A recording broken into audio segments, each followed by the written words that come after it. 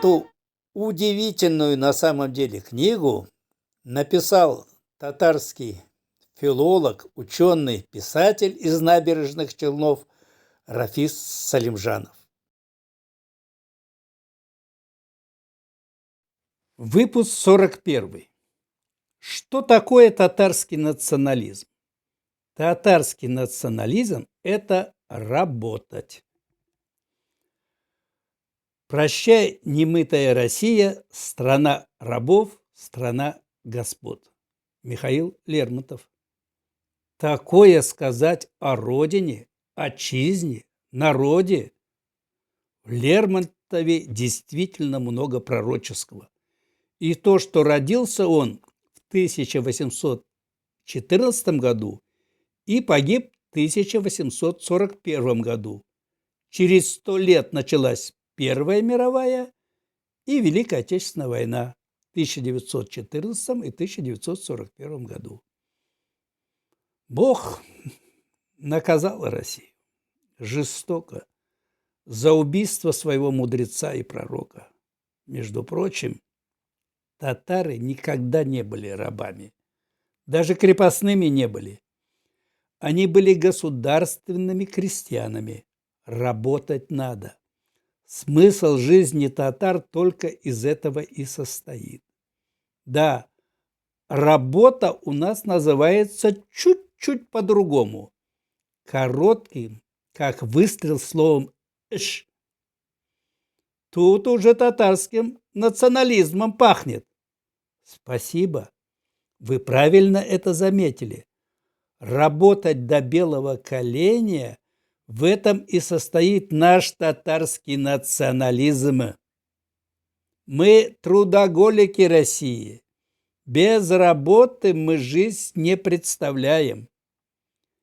Я вообще-то не против, если этот самый крайний наш национализм, работать, станет новым великорусским шовинизмом. И это было бы так прекрасно, так как нет красивее в мире человека, который ест свой хлеб в поте лица своего. Если русская работа образовалась от слова раб, работа, раб, что опять-таки указывает на тяжелую долю русского народа во времена крепостного права, то татары к работе относились совсем по-другому. Есть татарский анекдот о том, как вышедшая замуж молодая татарка предложила чистить штаны от грязи своему же отцу, пришедшему в гости. «Тиктырганчы штанынны болса да юатыр». Не стой на месте, хотя бы чисти свои штаны. Стоять на месте тиктыру. Это само по себе уже находилось вне морального облика и кодекса татар. Сейчас это немного поубавилось, но раньше такие обычаи строго охранялись. Вот такие нюансы, так сказать, национального воспитания, в котором не последнюю роль играет великий тарабарский, то есть тюркский, татарский язык, который формирует ментальность народа. Какая может быть культура у человека, который не любит работать и считает это рабским занятием? Если не работать, какие у тебя будут материальные блага? Значит, эти материальные блага или благо, от слова благо, придется отнять у того, кто любит работать. Но вроде это мы уже проходили. Опять будем делать революцию, которая от Обломова, от Чичикова, от Самгина. После этого опять тихой сапой придет унтер Пришибаев и опять будет командовать 30 лет. Нет уж, лучше татарский национализм. Далее позволю себе добавить текст от себя.